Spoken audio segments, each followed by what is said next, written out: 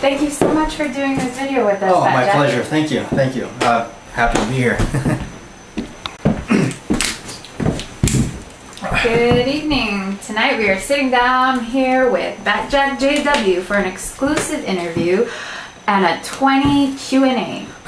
How are you doing tonight, BATJAC J.W.? I'm doing good. You're doing good. It's a little hot out, but that's fine. So I noticed that most of your videos are about guns. Do you have a favorite gun?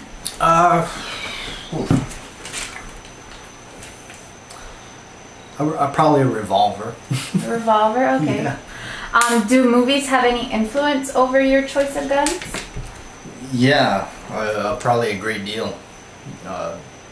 Most of everything I bought in the beginning and still to this day is definitely movie oriented.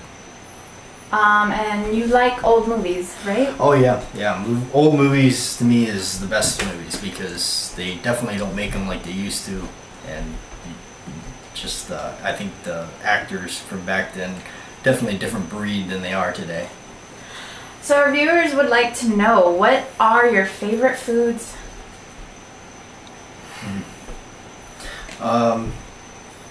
Probably everything that'll kill you. Is there anything you don't like? Yeah, fish. I don't like fish, and I don't like ethnic foods. I am a pizza, cheeseburger, and fries, steak and potatoes guy. If you understand what I'm referring to, not meaning to try to say ethnic as in all of it's bad. I prefer, I guess you could say, that kind of food. The all-American dish. Yeah, there you go. Okay. Steak and potatoes. So if we were to look into your refrigerator right now, what would we find?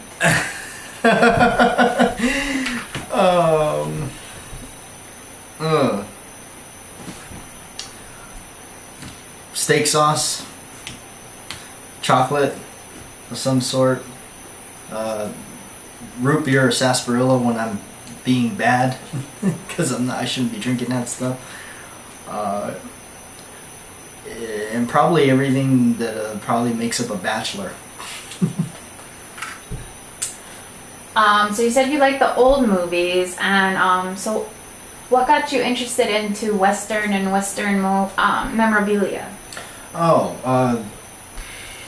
Pretty much my father. At a young age, I was watching John Wayne movies and Clint Eastwood movies and that kind of stuff, and there was always something that I loved about the Western movies, where it was like you had your main hero guy and he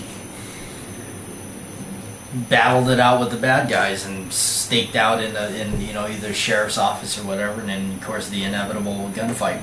But yeah. Do you have a favorite Western movie? Ooh.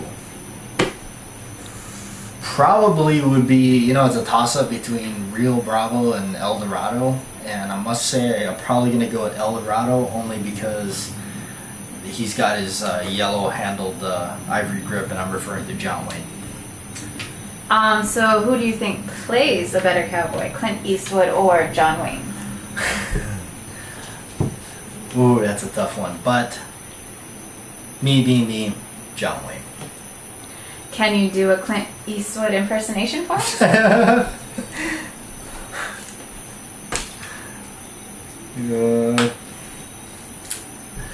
Well, you're a good man, Lieutenant. A good man always knows his limitations.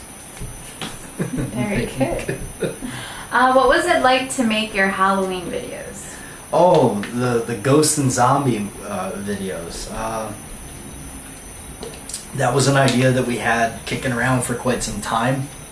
We never actually got time to do it, and that was the first time in that year that we actually put it together. The initial filming for that began in September, and we knew that, okay, if we start production in September, we can get it chopped up and in the can, ready to go for October. It went faster than I thought it was going to go. The zombie film went a lot. We filmed it quicker than I anticipated, so then spawned the idea of let's do another one, why not, since we have the time, and came the ghost head video. My friend actually, I came up with him just tossing a sheet over one of the balloons and just saying, "Hey, how does this look?" And I thought about it. We drew a little face on it and everything. And of course, everything was shot in black and white, so the blood was just really, it was like black paint or blue paint or something like that. It wasn't actually red. So did you do all your own stunts in your videos? Oh yes, yes. I still have the bruises. No. Yeah, but yes, I did.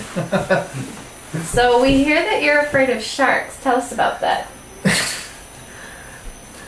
It began as Jaws, watching Jaws, probably 5 years old with my grandmother, and she bought the videotape, and I distinctively remember it was from Costco on VHS, and we watched that video so many times the tape broke. And yes, I'm very afraid of sharks for that reason. What was it like to film your rain video? Oh, yeah, when we shot the Kimber 1911 in the rain. That actually was not planned. We didn't plan that. It was looking like it was going to rain that day, but we wound up going down there to the range, and literally right as we got down there, the rain just started coming down hard, and we just said, you know what, the heck with it, let's just do this. And we did. But it was brutal. Our viewers would like to know, are you a cat or a dog lover?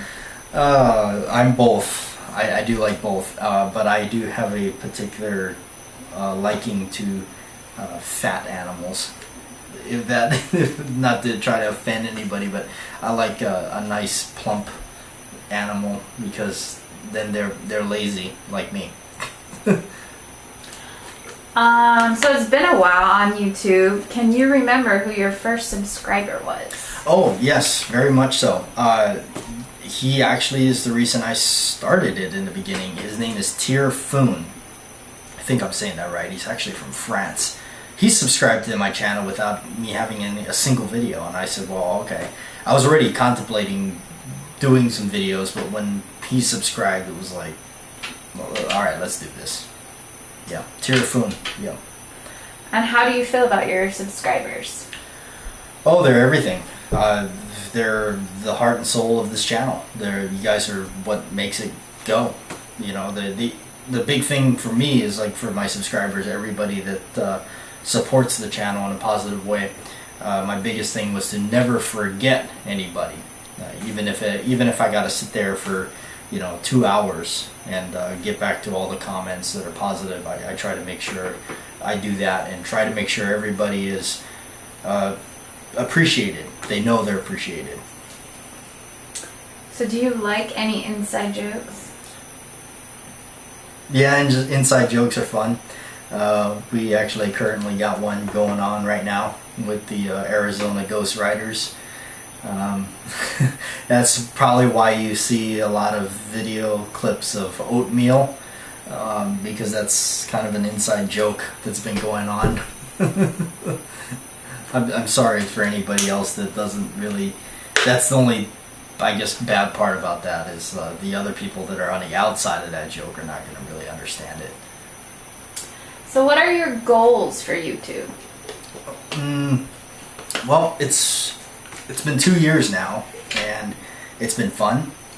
I like it. It's my goal is to definitely pursue it.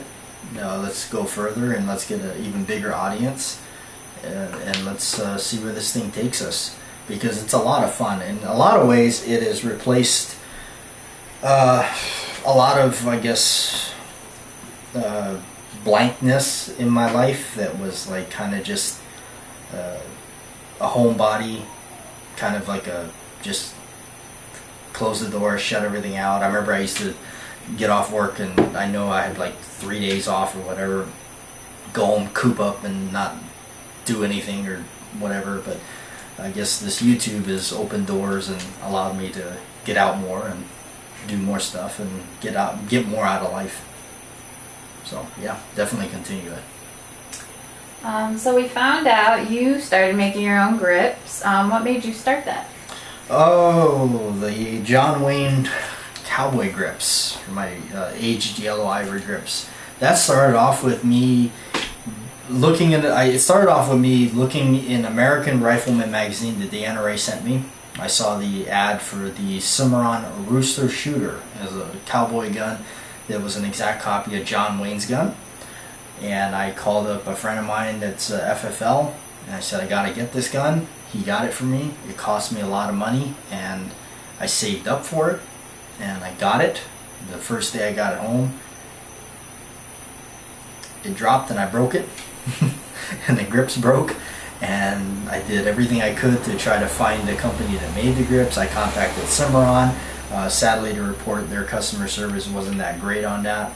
I never did get any help from them in how to replace them. I started looking at it and realized that that these things were just composites. Somebody had colored and made them, and I had this crazy idea to cast up a bunch of composite resin and stuff and color it and dye it. And that was 3 years ago, or going on 4 years ago now. And come full circle with that, I'd say, because I wound up selling some pairs to some people that actually thought they were good enough to buy. That really shocked me. But I'm proud of that. And our last question of the evening, what does BATJAC J.W. mean? There's a few subscribers that do know, and there's probably a lot that don't know. BATJAC J.W., well, the term BATJAC comes from BATJAC Productions, which is John Wayne's production company from the 50s, I believe. And he actually liked the term from a fictional shipping company in a book I think he read, but it was spelled BATJAK, and I think one of his editors misspelled it and it became JAC.